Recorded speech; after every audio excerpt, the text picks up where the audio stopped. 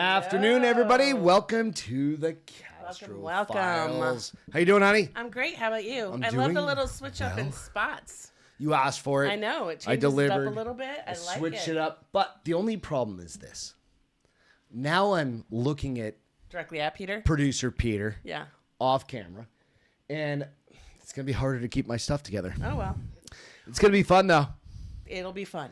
So, if you see me fall apart, it's because Peter's looking at me. Making faces? Making fun of me, generally speaking. But with that, go out, like, subscribe to the YouTube channel if you don't mind, out on the Castro Files. Go out, hit up the iTunes and Spotify channels, and give us a little thumbs up on the Bar is Open with Beth and Greg. So everything that we do is posted under the Bar is Open with Beth and Greg. That's kind of like our main channel for... It's more of an adult show, but whatever. All of our other shows go out there. Yes. I have to give a little shout out. We've got a buddy in the room. He's hanging out over there in the corner. It's Captain. It's Peter's dog. You'll see a picture pop up right about over here. Somewhere. And with that... I'm about to tell a story. Are you going to tell a witchy story? I am. I'm excited. Wait, what did thank you guys. I hit the wrong... It's a haunting tale of the Wicked Witch of Monroe, Connecticut. And I got this story on a site called Cemetery Insights and Beyond. All right. So it's really cool. I heard her come up on a TV show and she piqued my interest. So I did a little homework and found her. So without further ado... Don't touch my situated around the bend from the waste transfer station shared by the towns of Trumbull and Monroe is a small graveyard known as Gray Four Corners. The old burial ground, which would easily escape notice if it were not for the lore associated with it. Nestled on a steep embankment beneath a parcel of trees, the graveyard seems dark even on the brightest of days. A rusty chain link fence surrounds the three sides of Gregory Four Corners, which we're putting up a picture right now that is of the sign for the thing. Nice. While the side running along an embankment overlooks the main road is unprotected. So that's where that picture was at. Okay. The grounds are accessible only to the modern visitor who dare to enter on foot. It seems beyond reason as to why anyone would designate such a steep embankment to be the only accessible entrance. Most likely, the embankment was not the original entrance, as it would have been difficult for funeral processions to bring a coffin to that grave that way. The southeast corner sits at the top of the hill against a backdrop of dense woods. The headstones vary in size and composition. The oldest section houses a row of graves marked by a crude fieldstone and intermittently dispersed colonial-era headstones of slate and brownstone. That's a lot of words. It is. Many are broken and sinking into the ground. The center area of the ground supports only a handful of legible white marble headstones from the 1800s. The majority of the epitaphs have eroded and sent the identities of the dead into the oblivion. In general, there seems to be nothing extraordinary about this old little New England graveyard. In fact, Gregory Four Corners would be undistinguished if it were not for the grave of Hannah Cranna Hovey. And now we're showing you a picture, and that is actually her headstone right next to the original picture, but this is a clear picture of her headstone. Okay. The crazy thing is that she sits on the edge of the embankment near the road.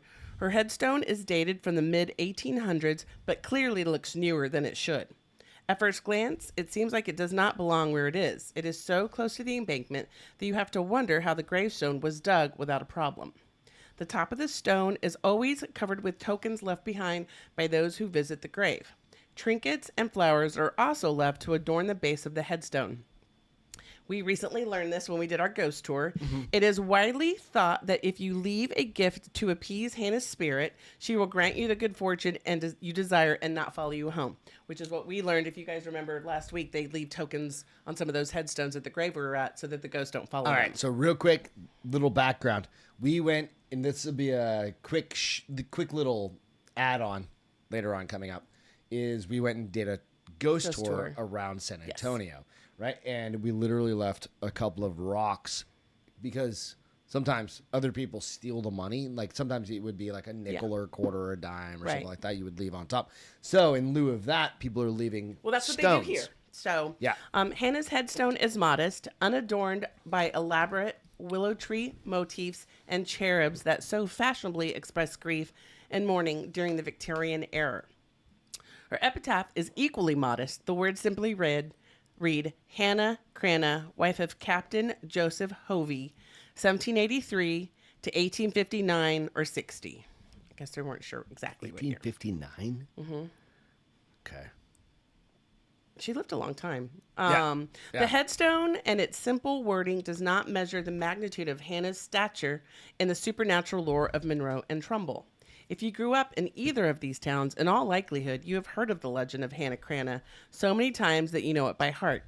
Hannah's story is told each year at a special Halloween event in the area, featured in local newspapers, accounted in books on Connecticut folklore, and explored in the articles of the New England Historical Society website. More than a century and a half after her death, Hannah Cranna Hovey remains well known as the Wicked Witch of Monroe, Connecticut. Hannah Cranna Hovey. Talk of local lore often include Hannah's story alongside of several others.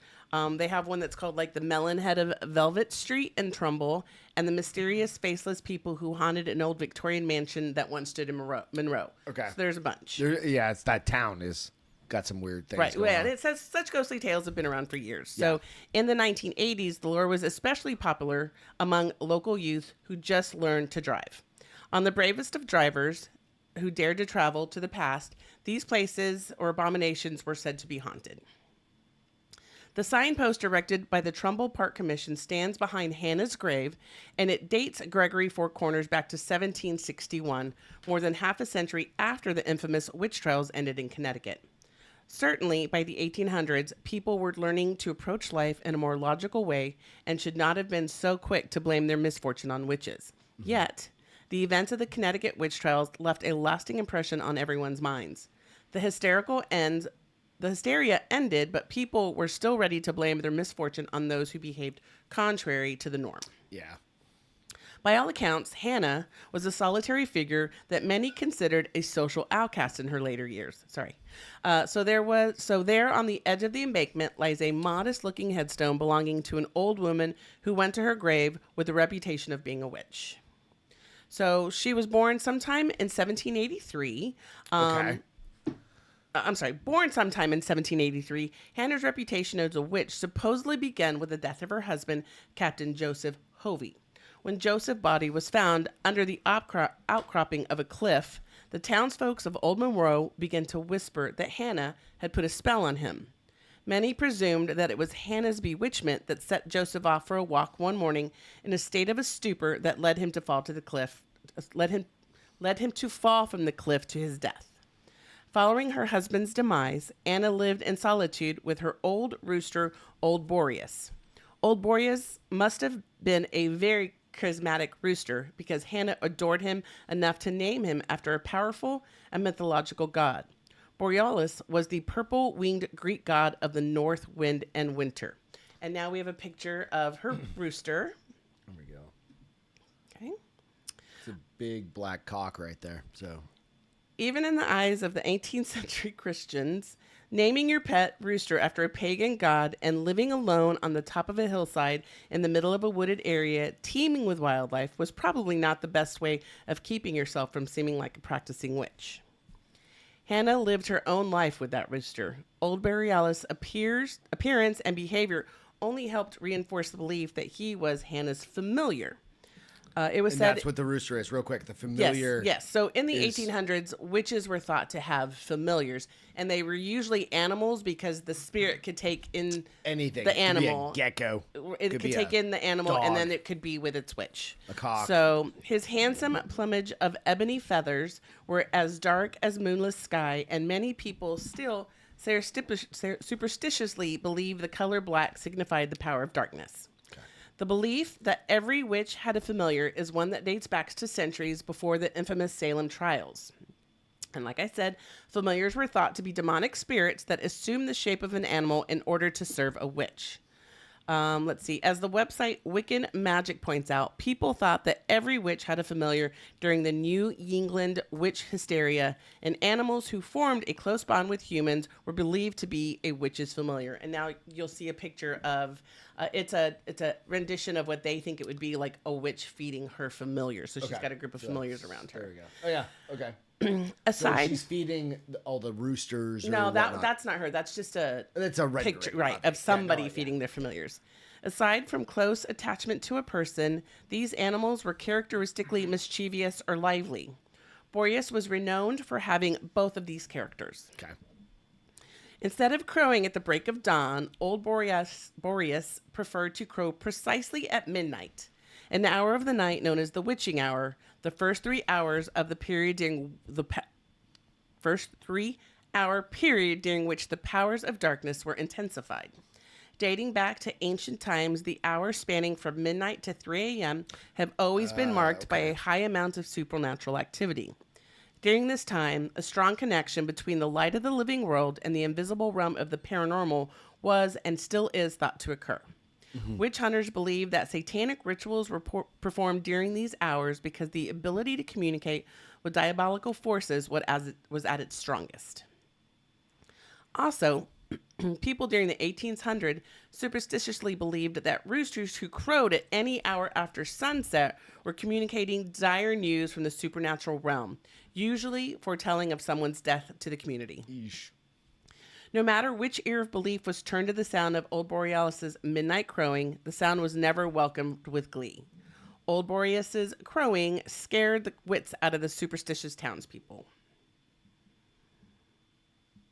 And now there's a picture of Hannah herself. Okay. So another rendition of what they think she may have looked like. Of course, Hannah's disposition was also under the close scrutiny of the community. No doubt her cantankerous personality only made her seem even more witch-like to those who encountered her. She knew what people thought of her, and she used their superstitious beliefs to her advantage. Widowed and old, she was most powerful in her ability to intimidate neighbors into giving her basic necessities such as food and firewood. She cursed those who lacked generosity or disregarded her wishes. One tale tells of a young man who decided to fish for trout in a stream that ran along the back of Hannah's property on Craigley Hill. When Hannah approached the fisherman, she demanded that he leave her property, but he refused. Infuriated that he would disrespect her request, Hannah shook her cane at him and at the trespasser shouted, may curses fall upon you and your fishing." Still, he goffed her and continued to fish. Yet, from that point on, the young man's fishing skills took a turn for the worst, or maybe it was his luck that went bad, but he never caught another fish in his life. I was hoping he got eaten by a trout. Shut up. Something like that, like just like a salmon bites his winky off or something. Honey. I'm just saying. There's also a story that tells of a farm wife who was renowned for her delicious pies she baked. One morning, the wind carried the pie's aroma towards Hannah's home, and she went to the woman's door to ask for a fresh baked pie. The farm wife offered Hannah one of the smaller pies. Mm-hmm. Hannah chided the woman for being too selfish to offer her one of the more generous-sized pies. "You selfish woman, you may never bake another pie in your life," Hannah cursed her. The farm wife never cooked another pie. But Hannah was not always casting bad spells on her neighbors. One summer, a severe drought devastated the farming community of Monroe. Desperate for some solutions, one of the farmers called upon Hannah to use her powers to summon an end to it all. Hannah is famously said to have promised, "By sundown on morrow, your wish shall be granted." Mother Nature bowed to Hannah's promise, and by the next day, a drenching rain arrived to quench the thirsty ground. Sometime in late December of 1859, old Boreas died. Grief-stricken, Hannah made a final resting spot of her beloved pet. What did I say? Griff. Oh, grief-stricken. Okay. Yeah, Hannah made a final resting spot of her beloved pet in the exact center of her garden. It is said that she buried him beneath the stars that night after performing a bizarre funeral service. Uh-oh. Perhaps she wrapped the dead rooster in cloth, lit candles, and held an offering of flowers up to the moon. Many people said that the only time Hannah ever cried was on the occasion of this rooster's death. "Now I will soon depart this life," Hannah said. Most people believed that she was stating the obvious. The death of her familiar was a sign that her old demise was at hand. Whether it was supernatural at work or not, the loss of the old rooster did indeed foretell of Hannah's death. In the weeks that followed, many said that Hannah's fiery spirit seemed to fade. When the week after Christmas arrived with a fierce freeze and heavy snow, the frail-looking Hannah rarely went far from home. As the Monroe Historical Society tells the story, a neighbor decided to check on her well-being when he overheard a low wailing coming from her house. Okay. Pale and weakened, Hannah allowed him into her home and told him that the spirits of the great beyond were calling her to her grave. She then gave him instructions for her burial. Hannah knew that her own death was near, and after living most of her life as a feared outcast, she wanted to assure herself a dignified burial. All right. I mean, as do most people, right? Right. Yeah.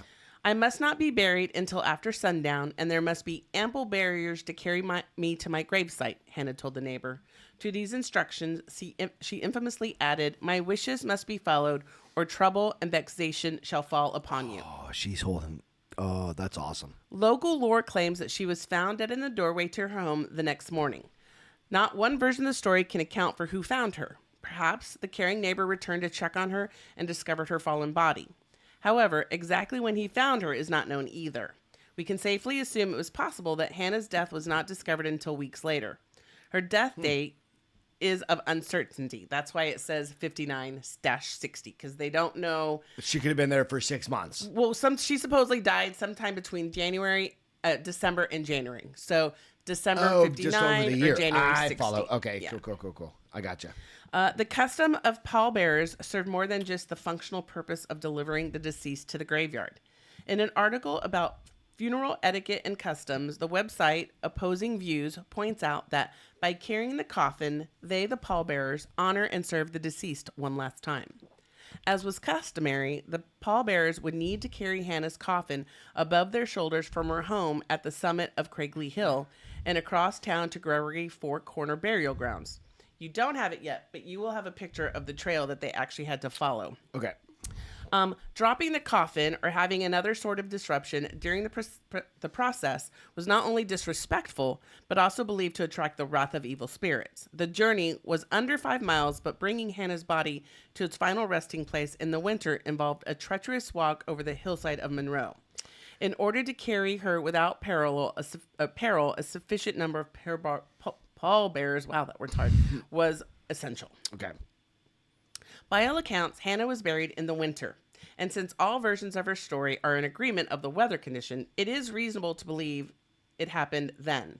True, sometimes the dead were stored in a shed or an outbuilding if the ground was not thawed. I was just say, ground's too hard, right? However, in some small New England communities, such as Monroe, it was customary to prepare a gravesite before the ground froze, should there be the need for a burial during the winter. Kind of weird. You just dig a bunch of holes. Yeah, but you're just leaving them, which is kind of like foreboding. It's New England. I guess. Stone slabs then would be placed over the empty grave until the need arose so that it would not get filled with snow and dirt. Yep. We can assume that this might be the Not case weird. with Hannah's gravestone. I wonder if they still do that. Like, I grew up in New Hampshire. I think most people know that. But I'm kind of curious. I don't know. They have better tools now than they used to. I'm like, yeah, but They have forks. I mean, we got What are backhoes, those? Backhoes, like yeah. where they can dig it. Can they dig? I mean, you're not hand digging that shit. No. But Stuff, not hand digging that hole. What's your language? Being poor and without family. even PG-13 movies get an F word every now and then, honey. Being poor and without family, Hannah's funeral procession must have lacked pomp and frills. As was customary, her neighbors probably tended to her body and arranged the burial procession, and if they followed the usual custom, the pallbearers carried her body in its coffin, feet first out the door. In her book, A Guide to Cemetery Research, Sharon de Bartolo Carmack explains that there were 2 reasons for this. First, it was symbolic of the life's journey for the deceased to be carried out feet first, since the person is born into the world head first. Secondly, it was believed that if a corpse left the house head first, the dead person's spirit could entice the living to follow them into the grave. You're perplexed. Hold on to it. I'm thinking through these things. Okay, go ahead. On the afternoon that Hannah's body was carried for its burial, the town of Monroe was covered in snow. practically overtook the men who were serving as her pallbearers. They decided it would be too tiring to carry Hannah over the turbulent hillside to Gregory Four Corners by hand. So, putting their own needs for ease and comfort above Hannah's, at last request, they placed her coffin on a shed. After all, she was gone and dead, so what would it matter? Yeah. But several yards down the road from her house, the coffin fell off the sled and slid halfway back to her house. Unnerved, the group of men placed it back onto the sled and used chains to secure it in place this time. Okay. Even a few of the men decided to keep extra secure by sitting on top of it. At last, the strategy seemed to work until they reached the crest of the final hill just before the bend to Gregory Four Corners. The coffin began to shake so fiercely that those who sat perched on top of it tumbled helplessly to the ground. Haunted by Hannah's warnings of what would befall them should her last wishes be ignored, the terrified group decided that they would carry her coffin by hand the rest of the way. So, by hand and foot, Hannah Cranna Hovey was delivered to her final resting place shortly after sunset. As they returned to their homes, the group of men were startled by a loud clap of thunder, and the cold winter night sky became illuminated with a hellish blaze. They soon realized Hannah's home was engulfed in flames. Still spooked by the unexplained event of her funeral procession, no one was brave enough to venture over and put out the fire. The fire is said to have smoldered for days afterwards. The legend of Hannah endures to this day. Locals speak of strange and unexplained occurrences near her home and in the graveyard where she is buried. Driving around the corner of Spring Hill Road towards Gregory Four Corners at any time after midnight will supposedly cause you to lose control of your car, careening up the embankment and crashing into Hannah's headstone. An apparition of a cloaked, gray-haired woman has been seen only in the wooded area surrounding the burial ground. Not only in the area surrounding her burial ground, but near houses that were built close to where Hannah's home once stood. The ghost often materializes with her hand extended outward as though she were begging. In at least one incident, she appears one night during a full moon at the widow of an old farmhouse and asks the young girl sleeping in the room if she could spare her any pies. Superstitions were rampant during Hannah's life, and they are still today. Many Monroe residents believe that if you visit the gravesite of Hannah, you must leave some token of her at her headstone or you will face ill fortune. Sometimes, cemeteries house more than graves. Certain ones, like Gregory Four Corners, hold doorways to realms where logic can be twisted beyond human comprehension. Perhaps these doors, Hannah's restless spirit sometimes enters the world of the living and beckons for tokens of respect. And that's my story. That's an awesome story. And I've got questions. Okay, let's talk through them. Why does it have to be Gregory Four Corners? And it is the longest name to say over and over. Well, I only say Gregory when you're in trouble, so exactly. I say it at My least name 3 is times Gregory. a day. I understand that exactly. So, why was the headstone? We'll pull back up the picture real quick of the headstone. Okay. It is ultra. It's pristine. It's still pristine, in great shape. and you can see the writing. engraving Yes. on it, and it's like one of those. And that's things. why he says it's kind of weird that it doesn't. So from that era, a yeah. lot of those gravestones like that. growing you up can't in New even Hampshire, read the epitome. right? Growing up in New Hampshire, you can take it down. Thanks, Pete. There are headstones that are from like literally it says 1859 to 1860. That's when she died around then. Right.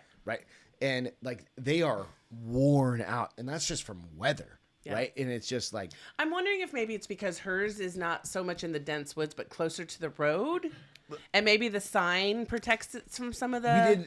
we went to New Hampshire in October. We walked around this kind of creepy old, and there were some gravestones that were from well beyond. Yeah, that, well, like even when we were in Boston one like time, 1700s, we did the gravestones, and you cannot cannot some of them you read cannot them, see them. right? Yeah, like the 1859, 60, whatever. Okay, but they're still worn out. So that's why I'm just like It's that weird. one looks super Pristine, white, yeah. right? Like it's still more or something's taking care of it. Granite She's or coming whatever. in. Maybe she's Right. coming and cleaning her grave up. Yeah, absolutely. Next question. So, I mean, that was like the biggest thing. It was a great story. I do like the superstition about you have to take a body out feet first. Oh yeah, I did that. Yeah, I When didn't you write when that you down. when you walk through the doorway because you come Versus in head head first first. into the world, so you go feet first out of the world, which is kind of cool. I wonder if I think we need to get like a EMT. Or No, somebody. well, if you think We just about need it, to ask somebody that's a doctor or an EMT. Nowadays- mortician that comes out of the house, No, right? but like the hospitals, when when people pass away, they're on a stretcher. It's feet first usually because that's by the door. But do they even know about that Probably not. superstition? I don't know. It's just a I don't know. superstition. What do you But guys I just think? thought it was a fun story. Great story, yeah, absolutely. I love heard witch her stories. somewhere, and I you thought, know this she's is fun. probably not a witch. Oh no, she was just a curmudgeon old lady that wanted people to give her stuff for free. Why not? I mean, I don't blame her. I'm like that when I'm 80. I'd be like, bitch, Yep. better have my money, or my pie. She as liked in her this case. roosters, that's for sure. She did. So, with That's that, the story. thank you so Yeah, of much. course. I hope you Go guys out, enjoyed check it. us out. Don't forget to go out to Minor League Studios and check out our little swag stuff. Our We've got swag. cups and shirts and Phone iPhone covers cases and and all sorts of good baseball stuff. caps, yeah. But absolutely check out the shirts. They're my favorite. Yes. We've got some aliens. I updated some of them with a women's shirts. Nice. So you've got like a V-neck and you've got a scoop neck. Is that what they call? Alright, Like yeah. the one that comes down Scoop a little neck, bit, yeah. and it's got the alien on it, and it says the Castro Files. Nice. So go out and like and subscribe, do all that, check all those things out, and we'll catch you all. Bye, guys. next Love you. time. Cheers.